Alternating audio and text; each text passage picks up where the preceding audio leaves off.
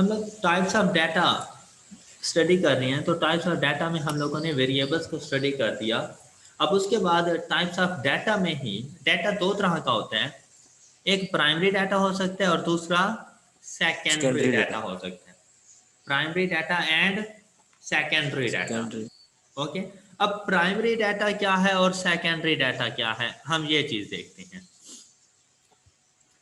Primary data मतलब main focus ऐसे ही है ना, अगर डाटा की कलेक्शन आप लोग खुद करते हैं और आपने उसको यूज भी खुद करना है तो उसे प्राइमरी डाटा कहते हैं। प्राइमरी डाटा से मुराद कि आप खुद डाटा जाके कलेक्ट करते हो और आप खुद ही उसको यूज करते हो, तो हम उसे प्राइमरी डाटा कहेंगे। और सेकेंडरी डाटा क्या है कि भाई आप किसी और पर्सन का डाटा अपने इस्तेमाल में यूज करते हो, अपने इस्तेमाल में लेकर आते हो, हम उसे सेकेंडरी डाटा कहते हैं। प्राइमरी डाटा से मुराद है कि डाटा मौजूद नहीं था, आपके पास इंफॉर्मेशन नहीं थी, आपको कोई स्पेसिफिक इंफॉर्मेशन चाहिए थी और आपने उन इंफॉर्मेशंस के लिए खुद से डाटा की कलेक्शन की है, तो वो डाटा आपके लिए प्राइमरी डाटा बन जाएगा। Collected specifically for the investigation in hand. भाई आपने खुद उसको इन्वेस्टिगेट करना था, आप जिसने इन्वेस्टिगेट किया उसने कलेक्शन भी खुद ही की, हम उसे प्राइमरी डाटा कहेंगे। अब जैसे मुझे बेटा आप लोगों के मार्क्स पता करने थे, आप अपनी क्लास के स्टूडेंट्स के मार्क्स मालूम करने थे, तो पहला मेथड क्या था कि भाई मेरा जब लेक्चर स्टार्ट हुआ तो मैंने फर्स्ट 5 to 10 मिनट्स आपके साथ गपशप में और आपके से ये डाटा कलेक्ट करने में लगा दिए, क्योंकि मार्क्स से हमें आइडिया हो जाता है कि हमारी क्लास में जो स्टूडेंट्स हैं उनका लेवल क्या है, उनका स्टडी लेवल क्या है, उनकी मेंटल अप्रोच क्या है, मतलब बहुत सी इंफॉर्मेशन हमें मिल जाती हैं। तो अपने पर्पस के लिए मैंने खुद से ही अगर डाटा कलेक्ट किया तो वो डाटा मेरे लिए प्राइमरी डाटा कहलाएगा। अब मैंने आपसे डाटा कलेक्ट कर लिया है, मैं जैसे ही आपसे डाटा कलेक्ट करने के बाद अब मेरे पास तो डाटा आ चुका है ना, फैकल्टी रूम में जाके बैठा तो किसी और टीचर ने आपके बारे में पूछ लिया, हाँ जी इस बैच के स्टूडेंट्स कैसे हैं, कितने स्टूडेंट्स हैं, क्या उनका बिहेवियर है, वगैरह वगैरह जो भी डाटा। तो अब मैंने उनको आपके बारे में डाटा देना स्टार्ट कर दिया, तो उन डाटा आप लोगों से लेना था, उन्होंने अब डायरेक्टली आपसे नहीं लिया, वो मुझसे डाटा मांग रहे हैं, आप वाला डाटा। तो अब उस पर्सन के लिए जो मुझसे मांग रहा है फैकल्टी रूम में बैठे हुए, उसके लिए वो सेकेंडरी डाटा हो जाएगा। क्लियर है बात? मतलब ओके अगर सर। आप अगर आप लोग डायरेक्ट मेथड कलेक्ट करते हैं, डायरेक्ट मेथड यूज करके डाटा को कलेक्ट करते हैं तो उसे प्राइमरी डाटा, और अगर इनडायरेक्ट मेथड यूज करके डाटा कलेक्ट करते हैं तो हम उसे सेकेंडरी डाटा कहते हैं। अब clear? Yes sir. Secondary data relevant to the investigation, भाई आपने इस्तेमाल करना है और रेलिवेंट है वो इंफॉर्मेशन, वो डाटा आपके लिए, लेकिन कलेक्टेड प्रीवियसली, पहले से कलेक्ट हो चुका है फॉर सम अदर पर्पस, पहले से डाटा मौजूद है, पहले से कलेक्ट हो चुका है, पता नहीं क्यों किया गया होगा, कोई ना कोई पर्पस होगा तो डाटा कलेक्ट किया गया होगा ना। लेकिन अब वही डाटा अगर आप अपने इस्तेमाल में लेकर आते हैं तो वो डाटा आपके लिए सेकेंडरी डाटा कहलाता है। अब ओके है सबको? सर इसकी कंडीशन यही है कि कलेक्ट हमने किया हाँ हो, बेशक पर्पस सेम हो। हाँ बिल्कुल ऐसा ही है। Okay sir. अच्छा भाई, तुम दोनों भाई ना, अली और हमजा दोनों ही ना क्लास अटेंड कर रहे थे, काफी देर से स्टडी कर रहे थे। अब ऐसे रोजे का टाइम है, चलो मैं वैसे ही, पानी की प्यास लगी, अली भागता भागता गया, पानी की बोतल उठा के ले आया और अली ने पानी पी लिया। अब अली ने ये काम डायरेक्ट खुद किया तो अली के लिए ये प्राइमरी था, लेकिन हमजा ने देखा पानी की बोतल आ चुकी है तो हमजा ने भी उसमें से पानी पी लिया। अब हमजा के लिए वो पानी पीना वो सेकेंडरी था। Yes sir. हाँ, दोनों का पर्पस सेम ही था, डाटा भी सेम ही था, लेकिन पहले नहीं रखा हुआ था। अली डाटा लेकर आया, पानी की बोतल लेकर आया, अली ने यूटिलाइज किया, तो अली के लिए यूटिलाइज करना प्राइमरी डाटा है, और हमजा के लिए यूटिलाइज करना वो सेकेंडरी डाटा है। सेकंड। क्लियर? Yes sir. अब सर ऐसी बात ना करें, बच्चों को रोजा लगेगा। तो मैंने पहले कह दिया था वैसे रोजा है, लेकिन चलो सब्र से।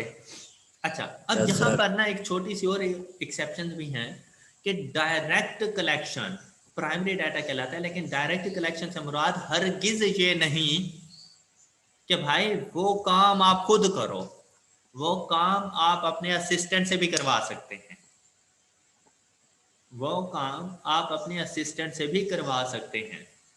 तो आपने लेकिन असिस्टेंट सर से वो करवाना, फर्स्ट टाइम कलेक्ट हो रहा होगा। नहीं, अपने असिस्टेंट से काम करवाना भी मतलब आप लोग खुद कर रहे हो वो काम, तो आपके लिए प्राइमरी ही होगा। अब जैसा कि यस भाई इंफॉर्मेशन लेनी थी स्टूडेंट्स की, वैसे तो जाके मैं खुद ले लेता, लेकिन मैंने अपने असिस्टेंट से कहा कि इस क्लास में जाओ और स्टूडेंट्स का डाटा कलेक्ट करके दो मुझे।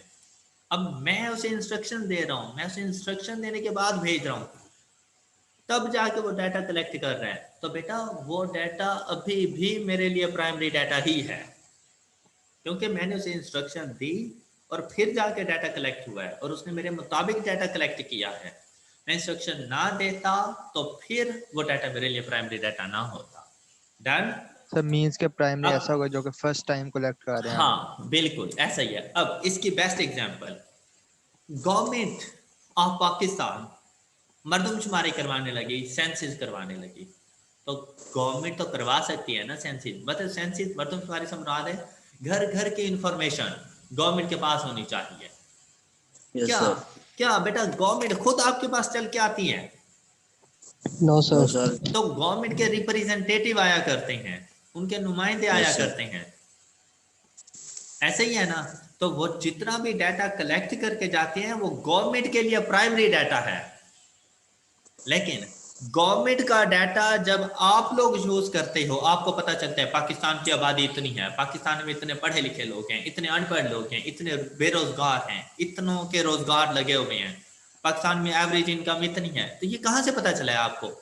गवर्नमेंट ने बताया है ना। Census से। गवर्नमेंट का डाटा आप यूज कर रहे हैं, तो अब आपके लिए वो डाटा सेकेंडरी डाटा है, लेकिन गवर्नमेंट के लिए प्राइमरी। अब गवर्नमेंट खुद भी नहीं आई थी, अपने रिप्रेजेंटेटिव से करवाया था उसने। क्लियर? Yes sir. तो बेटा government of Pakistan, state bank of Pakistan, इनसे जितना भी आपको डाटा मिलता रहता है, ये सारे का डाटा आपके लिए सेकेंडरी डाटा होता है। ये जब आप लोग बुक पढ़ रहे होते हो ना, जैसे कि अब क्यूएम की बुक हम लोग ओपन करके बैठे हुए हैं, तो आप कहेंगे सर मैंने पास होना था, मैंने पढ़ना था, मैंने नॉलेज गेन करना था, और मैं खुद बुक पढ़ रहा हूं तो मेरे लिए तो ये प्राइमरी होगा, तो हरगिज नहीं। पब्लिश्ड डाटा, पब्लिश्ड डाटा, तो बेटा किसी ने तो कलेक्ट किया है ना, ये डाटा कलेक्ट करने के बाद पब्लिश फॉर्म में आया है, तो उसका पर्पस यही था कि लोगों तक पहुंचाए। अब आप इसे पढ़ भी रहे हो तो आपके लिए ये प्राइमरी नहीं है, ये आपके लिए सेकेंडरी डाटा है। तो किसी किस्म का कोई रिसर्च वर्क आप पढ़ने बैठ जाओ, इंटरनेट पे ब्राउजिंग करके जो इन्फॉर्मेशन आपको मिलती, अब हालांकि आप खुद कर रहे होते हो ब्राउजिंग इंफॉर्मेशन लेने के लिए, लेकिन वो इंफॉर्मेशन पहले से किसी की कलेक्ट की हुई होती है। तो फिर ये सारी चीज़ें, ये पब्लिश डाटा मतलब बुक्स वगैरह से जो इंफॉर्मेशन मिलती हैं, न्यूज़पेपर से, टीवी देखकर, न्यूज़ बुलेटिन वगैरह, ये जो इंफॉर्मेशन आपको मिलेंगी गवर्नमेंट ऑफ पाकिस्तान से, स्टेट बैंक ऑफ पाकिस्तान से, ये सारी की सारी इंफॉर्मेशन आपके लिए सेकेंडरी डाटा होती हैं। क्लियर है सबको? Primary and secondary data clear है सबको? Yes sir. Yes sir. इसके बाद है हमारे पास raw and aggregated data. Raw data मतलब first hand data, raw data मतलब फर्स्ट हैंड डाटा। कि जैसे ही मेरी क्लास में स्टूडेंट बैठे होते हैं, मैंने उनसे उनके मार्क्स पूछने शुरू कर दिए, मैंने कहा इंटरमीडिएट में आपके मार्क्स कितने हैं, तो हर किसी ने अपने अपने मार्क्स बताना शुरू कर दिया। तो जैसे ही फर्स्ट स्टूडेंट बताता गया, मैं अपने पास नोट करता गया, ये फर्स्ट हैंड डाटा है, और इस डाटा को रॉ डाटा कहा जाता है। और एग्रीगेटेड डाटा, जब उस डाटा के ऊपर किसी किस्म का कोई प्रोसेस अप्लाई करेंगे। क्या कि भाई जब मैं फर्स्ट टाइम पूछ रहा था ना, उस टाइम वो अनअरेंज्ड फॉर्म में डाटा था, हर कोई अपनी अपनी वैल्यूज बोले जा रहा था, स्मॉलर वैल्यू है, ग्रेटर वैल्यू है, कुछ नहीं पता चल रहा था। लेकिन बाद में मैंने उन तमाम वैल्यूज को असेंडिंग या डिसेंडिंग ऑर्डर में अरेंज कर दिया। तो ये मैंने एक प्रोसेस उसके ऊपर अप्लाई कर दिया, तो डाटा को मैंने अरेंज कर दिया। तो वो जो अरेंज डाटा होता है या जिसके ऊपर प्रोसेस हो चुका हो, प्रोसेस्ड डाटा, हम उसे एग्रीगेटेड डाटा कहते हैं। जिसकी हम क्लासिफिकेशन कर लें, जिसकी हम समराइज्ड कर लें डाटा को, तो उसे हम लोग एग्रीगेटेड डाटा कहते हैं। सर रॉ डाटा सर मतलब, रॉ में बोलो। रॉ डाटा में रेलिवेंट और इरेलीवेंट दोनों होंगे। हाँ बिल्कुल। अब देखो ना, जब सेंसिस होती रहती हैं तो वो सारे के सारा रॉ डाटा कलेक्ट होता है कि एक फैमिली में गए, हाँ जी, नंबर ऑफ फैमिली मेंबर्स कितने हैं, कितने मेल कितने फीमेल हैं, कितने बुजुर्ग हैं, कितने बच्चे हैं, कितने पढ़े लिखे हैं, ये सोर्स ऑफ इनकम क्या है, इनकम है कि, ये सारे का सारा रॉ डाटा कलेक्ट हो रहा है। लेकिन बाद में वो डाटा समराइज्ड होकर आपको मिलता है कि पाकिस्तान की टोटल आबादी इतनी है, उसमें मेल इतनी है, फीमेल इतनी हैं, पढ़े लिखे इतने हैं, बेरोजगार इतने हैं। तो वो तो आफ्टर समराइजेशन मिल रहा है ना, आखिर उसके ऊपर कुछ ना कुछ तो काम हुआ है ना डाटा के ऊपर, और वहां से ये इंफॉर्मेशन यस मिली है। तो वो जो बाद में इंफॉर्मेशन मिलती है वो एग्रीगेटेड डाटा होता है। डन? क्लियर है बेटा? Okay sir. अच्छा, अब आप देखें बेटा, यस अगर सर। आप लोगों को खुद डाटा कलेक्ट करो, जिसे आप प्राइमरी डाटा कहते हैं, तो वो डाटा रॉ फॉर्म में होगा। अगर आप लोग खुद डाटा कलेक्ट करते हो, डायरेक्टली मेथड यूज करते हो, तो वो डाटा जिसे आपने प्राइमरी डाटा कहा था, तो वो प्राइमरी डाटा रॉ डाटा होगा। लेकिन अगर आप किसी और का डाटा अपने इस्तेमाल में लेकर आते हो, तो बेटा उसका पर्पस क्या होता है कि यार उसने डाटा कुछ ना कुछ अरेंज करके देगा मुझे, कुछ ना कुछ मीनिंगफुल फॉर्म के अंदर होगा। अब जब गवर्नमेंट ऑफ पाकिस्तान आपको कोई डाटा देगी, तो वो ये थोड़ी करेगी ये लो यार ये हमने सेंसस किया थे, ये सारे रजिस्टर उठाओ ले जाओ और अपनी मर्जी का डाटा तलाश कर लो। ये कुछ ना कुछ अरेंजमेंट की फॉर्म में होगा। अब जैसे ये बुक लिखी हुई है, अब जैसे ये बुक लिखी हुई है बेटा जी, इन्होंने मैथ्स स्टैट्स क्वेश्चन को अलग अलग करके लिखा हुआ है ना, मर्ज तो नहीं कर दिया ना, अरेंजमेंट नो की सर। फॉर्म के अंदर है ना। तो ये आपके लिए सेकेंडरी डाटा है। तो ये जो सेकेंडरी डाटा होता है ना, वो बेसिकली एग्रीगेटेड डाटा होता है। Yes sir. ओके, ये पॉइंट्स क्लियर हो चुके हैं आप सब लोगों को? Yes after sir. Classification and summarisation, raw and aggregated data clear है सर सबको? प्राइमरी हमेशा रहा होगा। हाँ, प्राइमरी डाटा हमेशा रॉ डाटा सर होता है जी। बताओ सर प्रीति। अगर किसी ने डेटा दे दे और नॉन नॉन अरेंज्ड फॉर्म है वो सर, तो फिर किस में शामिल कर रहे हैं?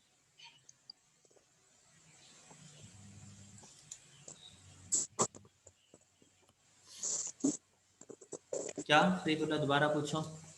सर पॉपुलेशन एग्जाम्पल, तो पॉपुलेशन, अब जैसे भी मैंने आपसे कहा कि बेटा मेरे पास ना 3 क्लासेस हैं, क्यूएम,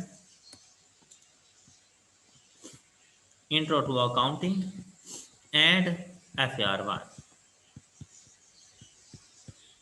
अब अगर मैंने इंफॉर्मेशन लेनी है ना क्यूएम की, तो क्यूएम की क्लास में मौजूद नंबर ऑफ स्टूडेंट्स, सारे के सारे नंबर ऑफ स्टूडेंट्स मेरे लिए पॉपुलेशन है। मैंने इंट्रो की क्लास की इंफॉर्मेशन लेनी है, तो इंट्रो की क्लास में मौजूद नंबर ऑफ स्टूडेंट मेरी पॉपुलेशन, और FR1 के लिए FR1 की क्लास में मौजूद नंबर ऑफ स्टूडेंट मेरे लिए पॉपुलेशन है। और वो पॉपुलेशन के अंदर हर एक मेंबर शामिल होता है, और हम किसी एक को भी स्किप नहीं कर सकते, फिर हर एक मेंबर शामिल होता है। तो पॉपुलेशन का मतलब ऑल यूनिट्स, ऑल आइटम्स। और हम लोग पॉपुलेशन कहते हैं जिसके बारे में हम इंफॉर्मेशन गैदर करना चाहें, हम उसे पॉपुलेशन कहेंगे। कि भाई अब कहने को तो ये सारे के सारे स्टूडेंट्स हैं, लेकिन ये सारे की सारी मेरी पॉपुलेशन नहीं है। हम ये देखेंगे कि हमें इंफॉर्मेशन किसके बारे में चाहिए। हमने कहा हमें क्यूएम के बारे में चाहिए, तो सिर्फ क्यूएम में मौजूद नंबर ऑफ स्टूडेंट हमारी पॉपुलेशन बन जाते हैं। Got it? यस बात क्लियर? तो इस पॉपुलेशन का कोई एक small portion, part of the population, population तो एक लार्ज सी पॉपुलेशन हो सकती है ना, लेकिन उसका कोई एक पार्ट, भाई क्यूएम की क्लास में 25 स्टूडेंट्स हैं, उसमें से 15 स्टूडेंट्स, तो जब हम उनमें से कोई सिलेक्शन करते हैं ना, तो वो सिलेक्शन पॉपुलेशन से चेंज हो जाती है किस चीज में? सैंपल। सैंपल में। तो हम उसे कहते हैं सैंपल। अब जैसे कि भाई अगर आप लोग घर से निकले फ्रूट लेने के लिए, रेडी वाले के पास गए और आप उसे कहें कि भाई ये मुझे जरा चेक कराएं, मैंने तो उसे 5 किलो फ्रूट्स लेने हैं, तो इसका ये मतलब नहीं है कि 5 किलो फ्रूट्स वहीं खड़े होके चेक करो, खाओ और फिर कहो हाँ यार अच्छे हैं, ऐसा नहीं है। क्या सपोज कि चले मैंगो लेने हैं, तो भाई आप कोई एक मैंगो चेक कर लो तो आपको पता चल जाएगा कि बाकी कैसे हैं। तो ये आपने एक सैंपल लिया है, ऐसा ही है। जी sir. When a large population is involved, only a selection is chosen by random selection to be investigated. भाई हमसे कहा गया मेरी क्लास की एवरेज बताएं। अब अपनी क्लास की एवरेज बताने के लिए 25 नंबर ऑफ स्टूडेंट्स थे, जो बेस्ट मेथड था कि इन तमाम स्टूडेंट्स के मार्क्स फाइंड करूं और इनके टोटल मार्क्स को डिवाइडेड बाय 25 करूं तो एवरेज आ जाए। मैंने कहा क्या यार टाइम वेस्ट करता फिरूं, मैंने इसमें से 10 स्टूडेंट्स सेलेक्ट किए, उन 10 स्टूडेंट्स के total marks divided by number of 10 ये किया। अब मैंने सैंपल का रिजल्ट ड्रॉ किया, ये जो 10 स्टूडेंट मैंने सिलेक्ट किए ये सैंपल कहलाएंगे।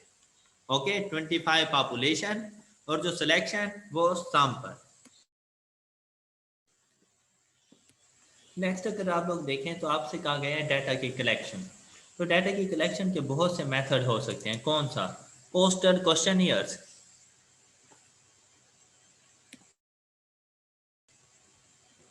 सबसे पहला पॉइंट तो ये क्या आपको पता हो कि क्वेश्चनियर क्या है?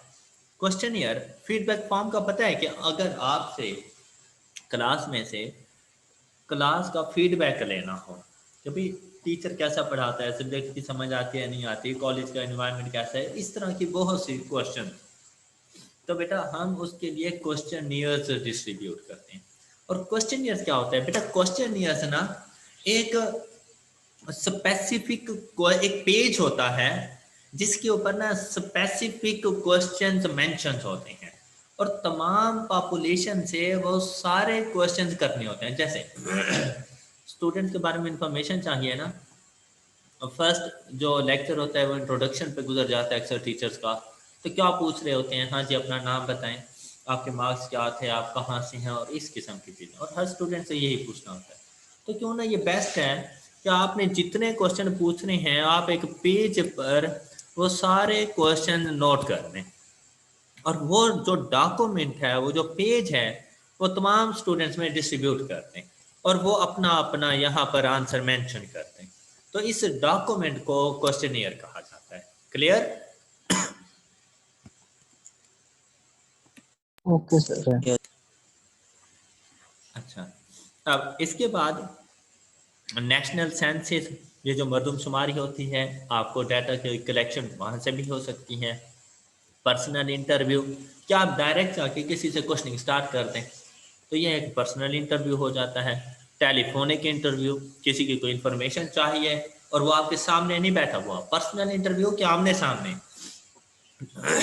और टेलीफोनिक इंटरव्यू से मुराद है कि आपके सामने नहीं है तो आप टेलीफोन पर उससे कोई ना कोई बात पूछ लें। And direct observation, direct observation कि आप लोग सुकून से किसी प्रोसेस को देखो कि ये वर्किंग कैसे कर रहा है और फिर उसको समझो, तो ये डायरेक्ट ऑब्जर्वेशन है। इन्वेस्टिगेशन एंड ऑब्जर्वेशन, इन दोनों में थोड़ा सा डिफरेंस है।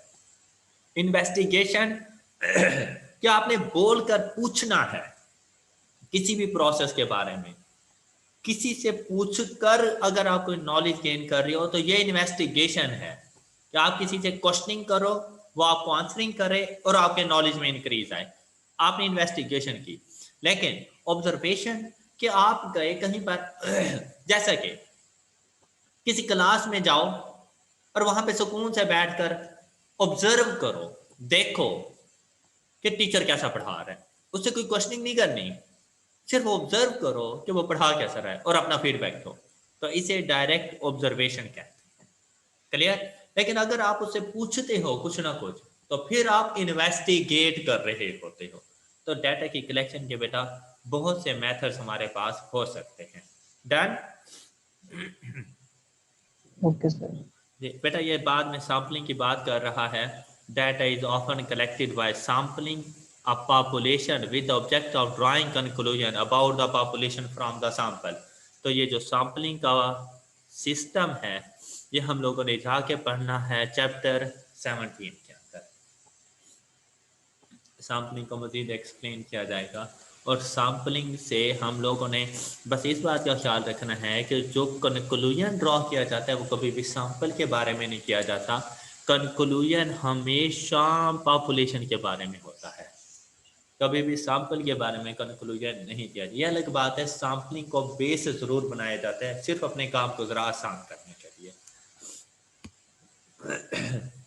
तो हमारे चैप्टर 11 की जो इनिशियल थ्योरी थी वो हम लोगों ने कंप्लीट कर ली है। कल थोड़ा सा न्यूमेरिकल पोर्शन स्टार्ट हो जाएगा।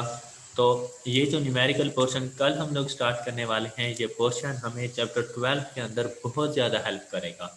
तो चैप्टर 11 एज सच इतना कोई इम्पोर्टेंट चैप्टर नहीं है, लेकिन जब तक चैप्टर 11 ना आता हो तब तक चैप्टर 12 नहीं समझ आता।